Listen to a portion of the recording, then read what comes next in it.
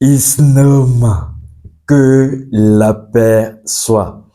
Il est bel et bien possible de soigner, de guérir les âmes.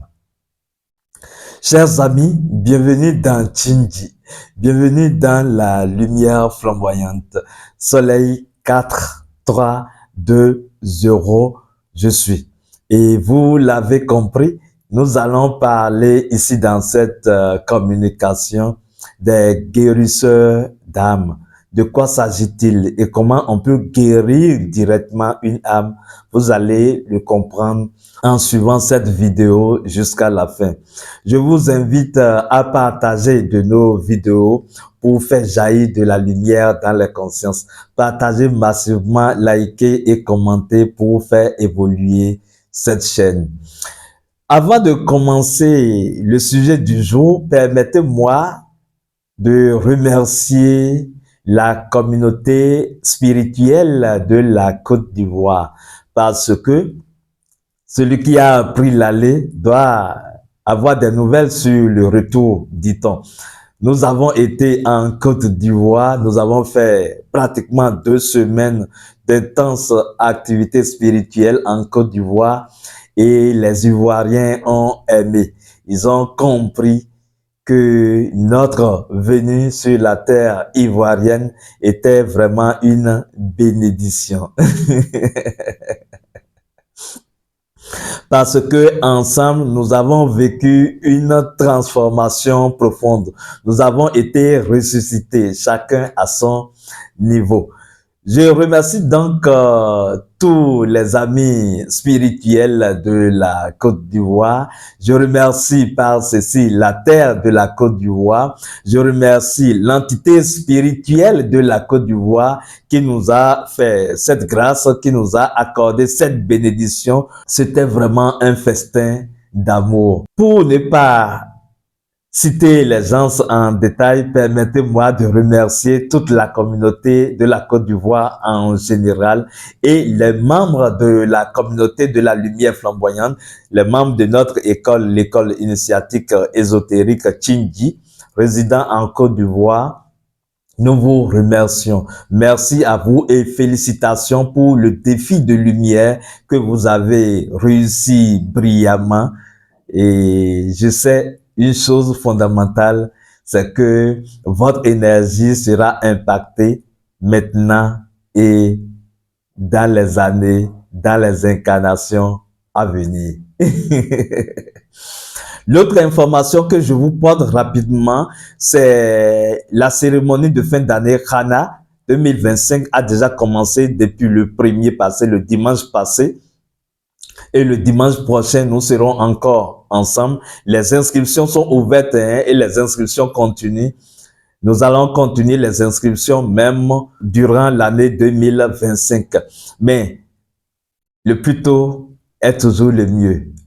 Nous serons donc ensemble le dimanche prochain pour continuer les cérémonies, les méditations et les rituels dans la classe Khana 2025 pour des bénédictions pour la nouvelle année. Alors, je disais que on peut guérir une âme. Vous allez me demander comment. Oui, c'est vrai que guérir un corps, c'est beaucoup plus facile, me direz-vous, puisque on voit le corps est physique et on peut faire le diagnostic rapidement avec des appareils, on peut faire des sondages et alors administrer des produits pharmaceutiques au corps pour porter le corps à guérison. On peut également utiliser de la phytothérapie pour soigner le corps. Là, la chose semble être un peu plus simple à faire. Mais quand on parle de la guérison de l'âme, c'est un peu plus profond et il faut y aller avec délicatesse. D'ailleurs, c'est une très noble mission. Ça fait partie de notre mission d'ailleurs, le fait de guérir les âmes. Et les gens nous le disent quand ils viennent en consultation à la thérapie, quand nous les recevons, la façon même de parler avec eux, certains disent: Soleil, j'étais vraiment désespéré, mais avec l'échange que nous avons eu, je ressens une forme de paix en moi, même si Je ne sais pas comment cette situation va se résolver. Je suis sûr déjà que quelque chose est possible pour moi. Parce que il y a des âmes désemparées comme ça. Et avant même de toucher à leur situation, il faut commencer nécessairement par la guérison de l'âme. Et certaines personnes ont pour mission de guérir les âmes. Oui, certaines personnes ont pour mission d'incarnation de guérir des âmes. C'est d'ailleurs ça la plupart des missions. La plupart des missions se résument à cela, guérir les âmes. Parce que quand une âme est guérie, l'âme peut retrouver son équilibre, même sur le plan spirituel-matériel, sur le plan physique, dans les différents domaines de sa vie. L'individu peut retrouver l'équilibre et l'épanouissement. Vous voyez, guérir l'âme est un peu délicat dans la mesure où il faut apporter à l'âme ce dont l'âme a besoin. Vous savez, on dit que ton aliment soit ton médicament. La meilleure façon de guérir le corps, par exemple, c'est de se nourrir des aliments sains, des aliments qui contribuent à renforcer alors le système immunitaire. Quand vous vous nourrissez comme ça, vous aurez du mal à tomber malade. Vous serez pour la plupart du temps en bonne santé. Il en est de même pour l'âme. Parce que l'âme se nourrit. Oui, l'âme mange. Mais l'âme consomme quoi? L'âme se nourrit des émotions. Je le dis simplement comme ça. C'est vrai que l'âme produit les émotions, mais il se fait également que l'âme se nourrit des émotions. L'âme se nourrit des pensées. L'âme se nourrit également des paroles et des actes. Oui, bien sûr. Tout ça, c'est la nourriture de l'âme. Mais cette nourriture se base sur une chose fondamentale, sur la lumière. Donc, l'âme peut se nourrir des émotions de lumière, tout comme l'âme peut ingurgiter dans son corps des émotions qui présentent un manque de lumière. Je préfère dire la chose comme ça.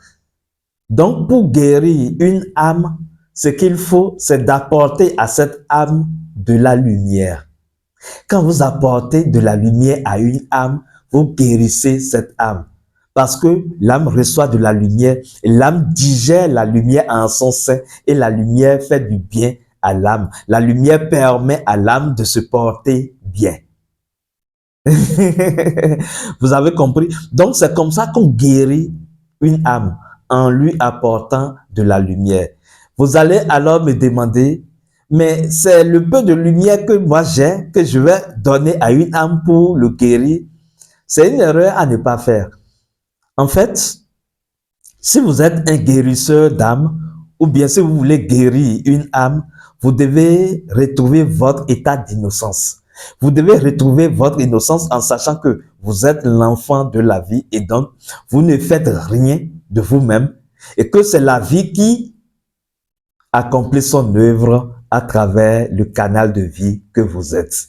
Donc, ce n'est pas vous qui donnez de la lumière à l'autre. Vous ne donnez pas de votre lumière. Ce n'est pas comme ça que ça se fait. En fait, ce qui se passe, du fait que par le jeu de l'attention, la conscience a la capacité de polariser la force de la vie pour beaucoup plus d'impact et que vous avez conscience de comment cela s'opère, de comment on peut polariser la puissance de la vie pour aider les gens, pour impacter, pour des résultats concrets. Ce que vous avez à faire alors, par votre conscience, avec le jeu de l'attention, vous polarisez la conscience de la vie. Vous polarisez la force de la vie. C'est-à-dire quoi? Simplement, vous prenez conscience de la présence permanente de la lumière. Vous reconnaissez que la lumière est ici et maintenant et que la lumière est partout. Vous voyez? Et donc, vous conscientisez cette âme que vous voulez aider, vous la conscientisez dans la lumière. En disant, je t'invoque dans la lumière. Vous voyez? Vous invoquez cette âme, vous pouvez appeler le nom et prénom de la personne 3 fois et reconnaissez sa présence. Vous reconnaissez sa présence alors au sein de la lumière et vous lui dites que vous venez lui présenter la lumière de vie. Vous voyez, ce n'est même pas que vous venez lui donner la lumière, hein. Vous venez lui présenter la lumière de vie. Qu'il accepte votre lumière pour son bien-être, pour son équilibre, pour son épanouissement, pour son rayonnement. Vous voyez, c'est ce que vous faites. C'est déjà suffisant quand vous opérez comme ça. Et vous le faites avec amour. Vous ne le faites pas parce que vous connaissez quelque chose plus que les autres. Vous ne le faites pas parce que vous détenez un pouvoir ou une puissance sur les autres. Non, mais par amour, vous devez partager de la lumière. J'irai plus loin en vous disant que ce n'est pas la seule façon de partager de la lumière. Ça, c'est quand vous voulez aller en méditation. Vous conscientisez la présence de la lumière universelle, de la lumière de vie ou de la pure lumière divine. Vous invoquez l'intéressé 3 fois dans la présence témoin de votre être intérieur qui vous accompagne dans tout ce que vous faites alors, spirituellement. Et donc, vous lui suggérez la lumière. C'est ça en fait. C'est une suggestion de lumière. Vous dites que vous venez lui présenter la lumière de vie, qu'il accepte de cette lumière pour son accomplissement parfait, pour son bien-être, son équilibre. Mais vous pouvez également poser des actes allant dans ce sens. Parce que le simple fait de saluer quelqu'un avec sourire est déjà une communication de lumière. Oui, c'est une lumière que vous envoyez parce que vous avez compris avec moi que le fait de sourire, c'est exprimer la lumière dans son âme. Donc, c'est comme si vous exprimez la lumière et vous demandez à l'autre de recevoir de cette lumière. Tout geste que vous posez qui contribue à la joie, au bien-être, au partage d'amour avec l'autre, c'est déjà lui apporter de la lumière et donc c'est déjà guérir ou soigner son âme. Oui, mais c'est ça. Quand vous donnez de la joie à quelqu'un, vous participez à son bien-être. Parce que vous allez constater, hein, observez, généralement ceux qui sont mélancoliques ont souvent des situations difficiles. Mais ceux qui ont de la facilité à rire, ceux qui sourient souvent, ceux qui rient à la vie ou sourient à la vie, ont une âme beaucoup plus rayonnante. Pourquoi? Parce que c'est une expression, c'est une manifestation de la lumière. Vous voyez, de telle manière que quand vous souriez à quelqu'un, vous partagez déjà de la lumière de vie qui est ici et maintenant avec l'intéressé. Quand vous donnez un coup de main, vous portez une aide ou assistance à quelqu'un, vous êtes en train de le soigner comme ça. Même s'il faut reconnaître que une âme peut décider d'accepter de votre lumière ou refuser votre lumière. En fait, ce n'est pas que l'âme refuse de votre lumière. Vous vous accordez la lumière, l'âme utilise la lumière selon sa programmation. Si c'est une âme vicieuse, elle aura du mal à digérer cette lumière. Mais si c'est une âme vertueuse, elle va recevoir de cette lumière et s'équilibrer avec. Vous voyez un peu, donc c'est comme ça qu'on peut guérir une âme. C'est comme ça qu'on peut apporter de la guérison, de soins à une âme pour sa guérison et pour son équilibre, son bien-être. Soleil 4320, voilà ce que j'ai à partager avec vous dans cette communication. Allez-y, guérissez les âmes, mais prenez vos précautions parce que pour partager de la lumière, pour faire don de lumière, il faut que vous soyez connecté à la lumière. Il faut que vous cultivez votre conscience de la lumière. C'est très important parce que la qualité de la lumière que vous partagez avec les autres dépend en fait de jusqu'à quel point vous êtes conscient que vous êtes un être de lumière. On ne peut que donner que ce qu'on a. On ne peut que partager que ce qu'on a, n'est-ce pas? Donc, si vous reconnaissez que vous êtes un être de lumière et que vous baignez constamment dans la lumière, Vous allez accroître cette conscience de la présence de la lumière et vous pourrez suggérer valablement la lumière aux autres. Voilà un peu. Rappelez-vous de l'information, le dimanche prochain, nous serons encore dans Hana à 19h GMT. Nous serons ensemble en ligne pour une méditation d'ensemble dans la classe de Hana pour des bénédictions. Cette fois-ci, nous allons apprendre alors à faire des pratiques pour se libérer des toiles d'araignée. Oui, ceux qui vivent le phénomène de toiles d'araignée ou ceux qui mangent en rêve.